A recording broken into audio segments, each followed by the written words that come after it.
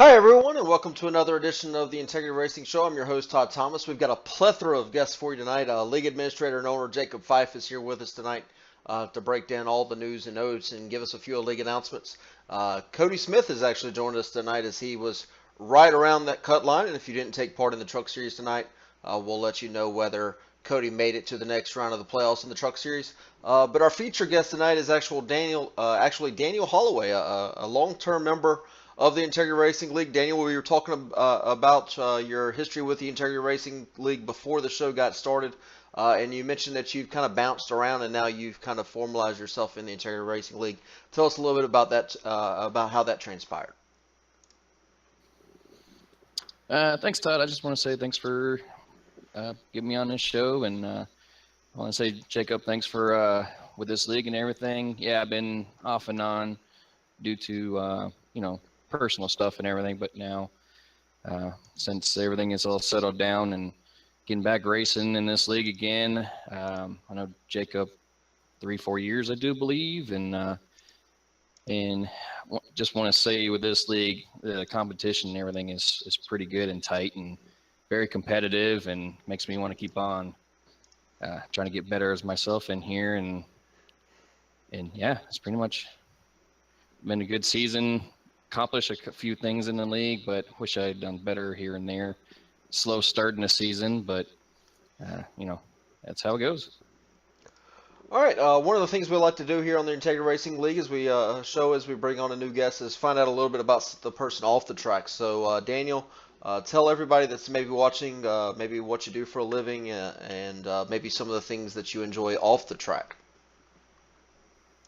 Oh yeah, I know everybody knows me from all kinds of places like Mississippi, Natchez, and stuff, but actually I'm living in Wisconsin right now. I'm probably about hour and a half from Green Bay, which gonna be a Packers game going on this weekend. Probably gonna be there. Work at a Chevy dealership here. Been up here for about 3 years.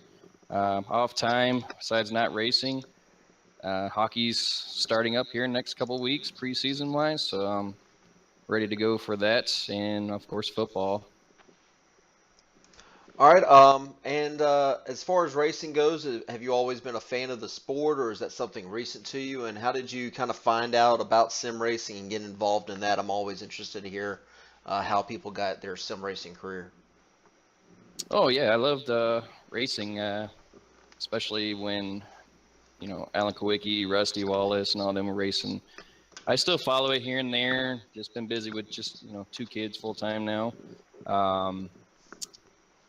Sim racing wise, I know of course Xbox is when I've been racing. Then I started in a different league when they first started on Facebook with sim racing, and then got into it, and then tried different leagues, and then I got into integrity, and just been sticking here in this league, and don't plan on going anywhere else as far as the Monday nights. Still a good challenge, especially with the cup cars, still learning. All right, so thanks to Daniel Holloway for joining us tonight as our featured guest. We'll try to touch base with him about the rest of the show and have him provide his feedback on the races at Darlington and Loudon tonight as well. So let's get started talking about the Cup Series. Last night, the Cup Series went to Darlington for maybe the toughest racetrack on the service. I don't know why I'm struggling with that this week. But one of the toughest races on the circuit at Darlington Speedway. Yeah, I'll get there eventually. I appreciate the help. Zach Novak got the win there, leading a race high 91 laps. Big shocker there that Zach Novak was able to get a victory, but believe he was helped by Mr. Tyler Herr, absolutely destroying Matt Busa about halfway through the race, as Busa looked like he was going to be able to control the race for the better part of the first half. Jacob Fife gets the silver medal to finish second there, leading 12 laps as well. Andrew Fayesh finishes third to round out the podium. James Hudson finishes fourth. Michael Dole, a strong race. Those are the 2 guys that on the final pit stop were able to get fresh tires, and maybe we're going to have a chance to get to victory lane if not for a late race caution. Eric de Blasio, Guillermo Alvarez, myself, William Dunn, and Neil Frolich kind of round out the top 10 there. So a decent race. Let's start with you, Cody. You took part in the race last night, I'm pretty sure. As we continue to scroll down, it looks like you actually took a provisional, so we won't talk to Cody. But Jacob, I guess you were in the race, so kind of give us your perspective on your second place finish last night at Darlington. I attempted, yes. No, actually, it was a really good race. I thought at one point during the race, depending on how the pit stop sequences would go, I might have had a shot at the win, but it would have had to gone green all the way. I don't think it's not. I don't think I know straight up wouldn't have a shot against Novak, but I thought the strategy was working out to where I would have had at least a running chance that Novak had things played out. I like the fact that there was strategy throughout the race, and you saw a few guys come in early, make it a 2 pit stop race, while others, like Novak, for example, and I want to say Fayash was the other one, went with a 1 stop strategy. Overall, I mean, we had a decent race. Wasn't in the top 5 really until later on, and then just I felt it really was about trying to find a place on the track where your car was comfortable, because the groove really came in, had some long green flag runs through the duration of that race, and you really had to change, at least for me anyway, you had to change how you drive the car in order to make it, competitive. So I was able to play the final pit stop strategy right in terms of either coming in or staying out. Given the way Darlington is, and with such short laps left, I just had to hope to make a decent restart, get single file, and then hope the guys who had tires didn't catch me. And luckily that was the case, and I was able to take home a solid second place finish. All right, Daniel, you actually did participate in the race last night, but as I look at the results here, it looks like you had a short-lived night, finished 147 laps down in 30th. So kind of tell us what happened to you last night that unfortunately led to a pretty poor finish. Yeah, if I would have been smart coming out of 2, it's just a stupid mistake where I was too low coming out and just lost it. I knew I had a better than a 30 place finish, but little mistake cost me, being in the race, and I'm just glad I didn't get anybody involved and stuff like that. Try to keep it inside coming out of 2 and caused a caution and ruined that night. All right, so that's Darlington for everybody, and a pretty solid race. Only 6 cautions for 180 laps there at Darlington. Darlington's obviously a place where it's a pretty tough place to get around. Place I personally love to drive. Find it to be a lot of fun, but tough track. For only 6 cautions at Darlington, that's not a bad performance to the league. And we continue to string along great performances each week and seeing the caution count stay low. So let's go ahead and update everybody on what Darlington did to our chase standings as we look at the grid here. Drivers in gold have met all of the minimum requirements to make the chase and have mathematically locked themselves, even if we have somebody below the cut line win the race at Richmond. So congratulations to Alan Vajari, William Dunn, Cody Smith, Josh Campbell, and Jay Heisman that despite not winning a race so far in the regular season, have points their way in. James Hudson's in 13th. He's probably in pretty good shape, barring catastrophe at at Richmond next week. Greg Trigo, 39 points, looks to be in solid position. Nick Tarabuck, about 28 points, but that 16th spot is still up for grabs between Lance Gentles, who's 9 points ahead of Kent Wetherill for the final playoff spot, and Christopher Schistler is 23 points back. Barring the fact that maybe if Booser or Novak or maybe the stronger guys in the Pro Series don't show up, Richmond is definitely one of Chris's favorite tracks and a place that he actually ran very close with Fayash with at Richmond last year. So, Cody, you weren't able to take part in the Cup Series race last night, unfortunately, but congratulations on locking yourself into the chase for the Cup Series. And what do you start to look forward to as we go to Richmond? Yeah, I guess. Thank you. Couldn't miss the Tennessee game last night. I vote that we no longer have races if Tennessee plays, but I don't know if that will stick. But and I thought for a while I was going to miss a race and Tennessee was going to lose. But let's get away from that. As far as the chase, I know the first round. There's some decent tracks in there for me. Definitely looking forward to it. I'm still trying to get a win in this dang league. It's very, very hard to do, as you all know. So that's definitely a goal. I know I missed Loudon in the Cup Series a couple weeks ago. Do we go back there again? Am I wrong? Is that not in We the did. chase Uh, anymore? uh, We're, Yeah. we're Unfortunately, we do go back to Loudon. there. Yeah. Unfortunately. I'm normally pretty competitive there, so maybe that will be an opportunity.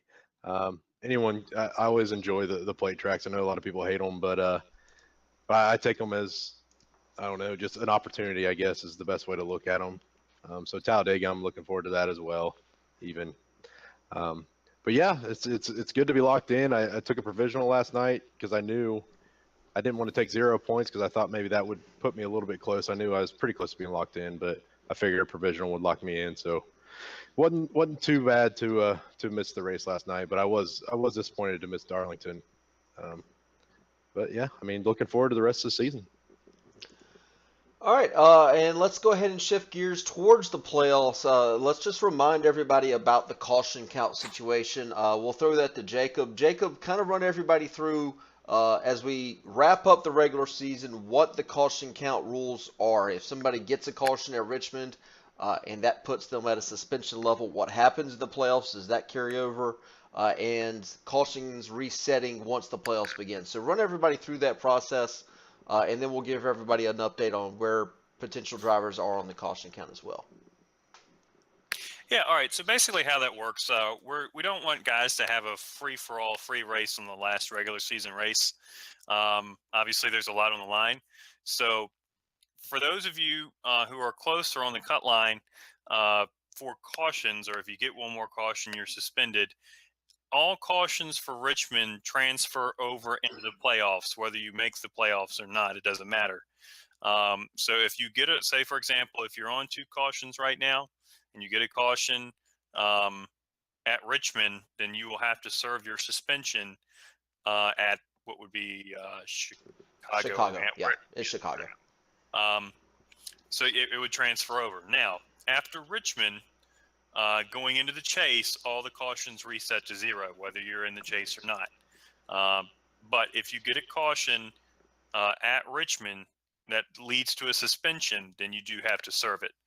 So it's not a gimme.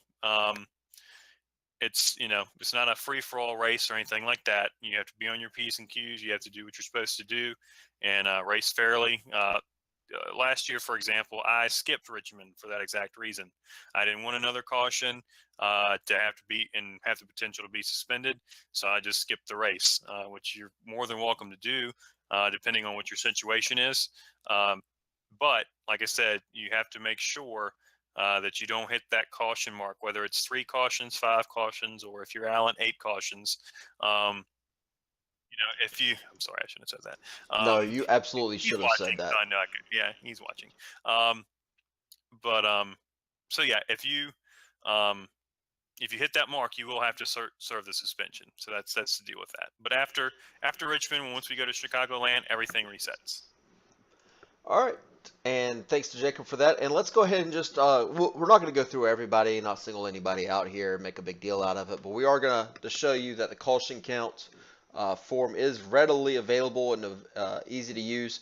If you scroll to your number, this is by number, not by a name. If you scroll to your number, if your number is in yellow, that means if you get another caution, you would be suspended for the following race. So again, we're not going to single anybody out here, but you see quite a few drivers are one race or one caution away from a potential suspension, and those might be drivers that, should they be close to making the playoffs or maybe already locked themselves into the playoffs, might be better served by just avoiding Richmond altogether, just to make 100% that you don't bring out a caution and suspend yourself in Chicago. By all means, it's up to you. We'd love to see you Monday night, but there's usually some strong strategical decisions that get made as we go to Richmond for the final race of the regular season. Next up, we've got some league announcements. Jacob, you wanted to talk to everybody about kind of an impromptu meetup coming up this month, and then possibility a meetup next year. Yeah, so for those of you who don't have Facebook, and even if you do and just don't pay attention, and some of that includes you, basically we're going to do our meetup at Dover next month. or at the end of this month, I guess, technically. So if you want to come meet up with us at Dover, we're going to have a few guys there. A lot of guys live around the area, so it's a little easier to do. And come on out to that.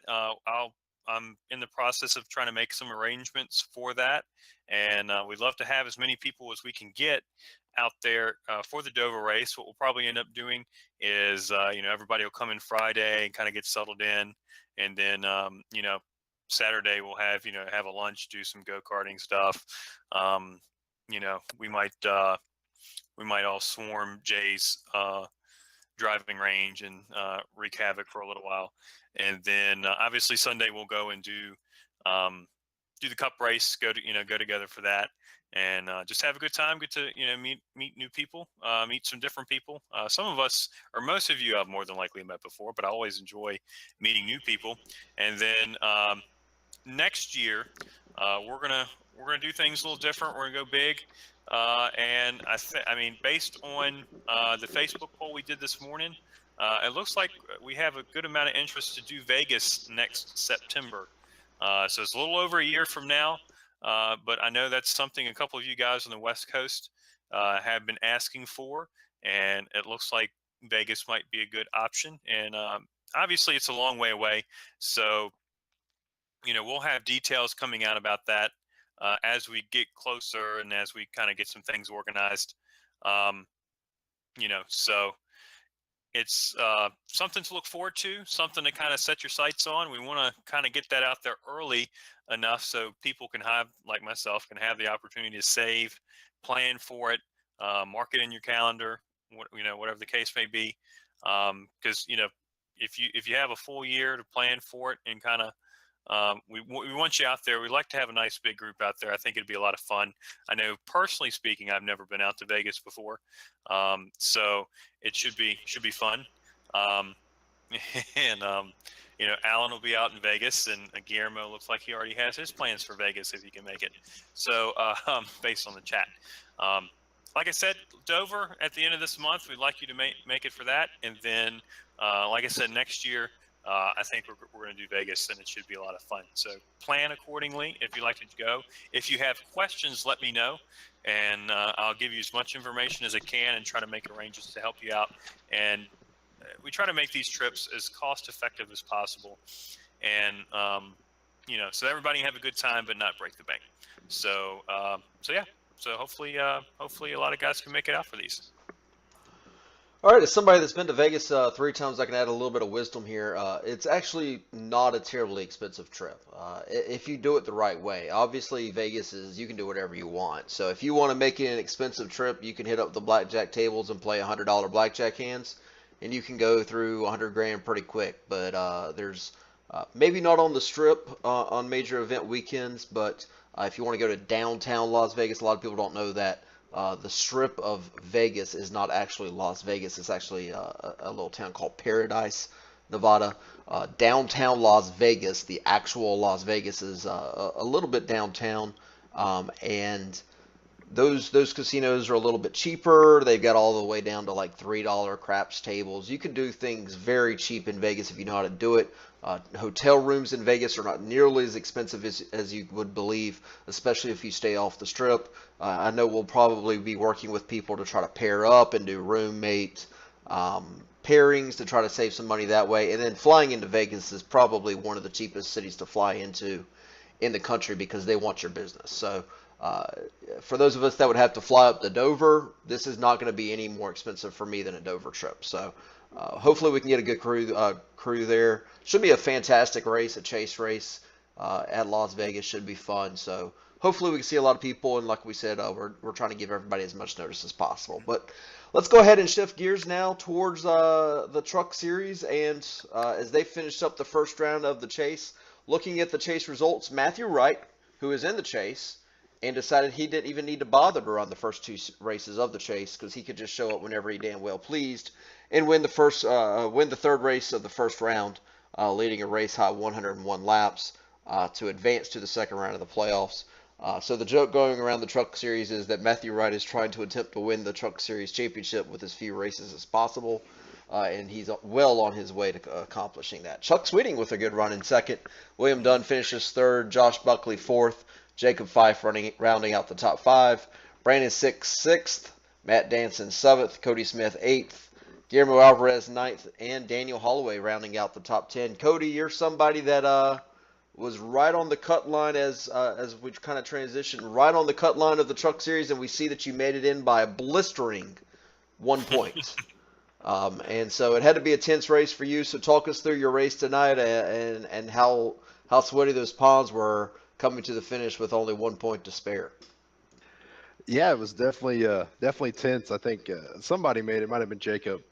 With about 30 laps to go, this fun league is becoming pretty stressful. Yes. Yeah. The relaxed league became real intense real quick towards the end there.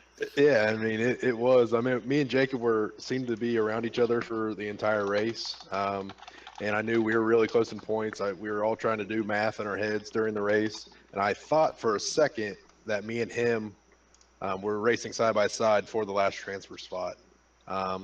He ended up getting by me. I think we did a little more digging and found that it looked like we were both in anyway. But man, like you said, 1 point.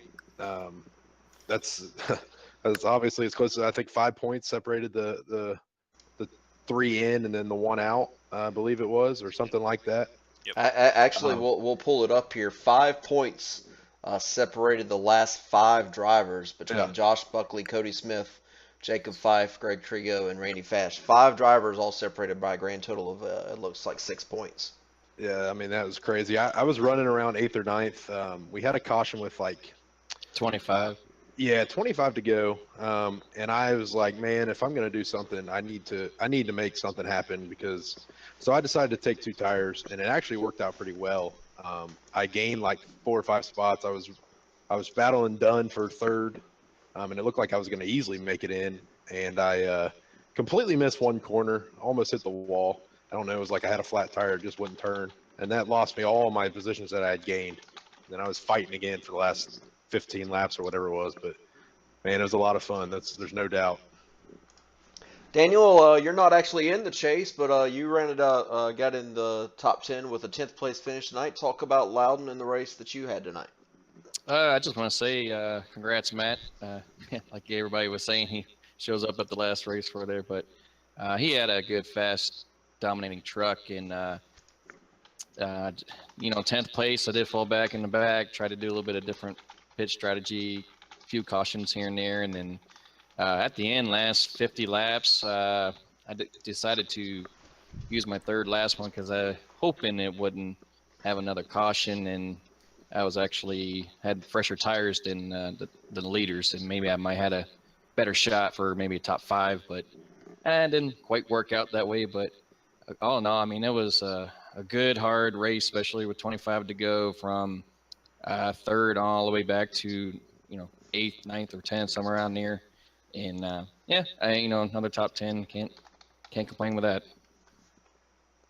All right, and Jacob, you scraped by the skin of your teeth to make the playoffs as well. We'll try to put the standings up again. I actually don't have it up on the screen, so let's do that. And then we'll try to zoom in, make sure everybody can see that. It looks like you, Jacob, made the chase, the second round of the chase by a very large margin compared to Cody by 3 points. So a little bit of a tense race for you as well. Yeah, I mean, everybody did a great job. Buckley, who missed the cutoff by 1, did a great job tonight in finishing third and did everything he was supposed to do to try to make it in. Obviously, Wright did a great job in taking the win tonight and advancing himself. That was his only way of getting through. So he did well with that. And then, Guillermo had some issues at one point during the race, but he was right there, and we were all racing together and going back and forth throughout the event. And, I got caught up in a couple wrecks. I know Buckley was with me in the same incident. I think the second to last caution or something like that. And it's just, scratching and clawing your way to try to get up as far as you can.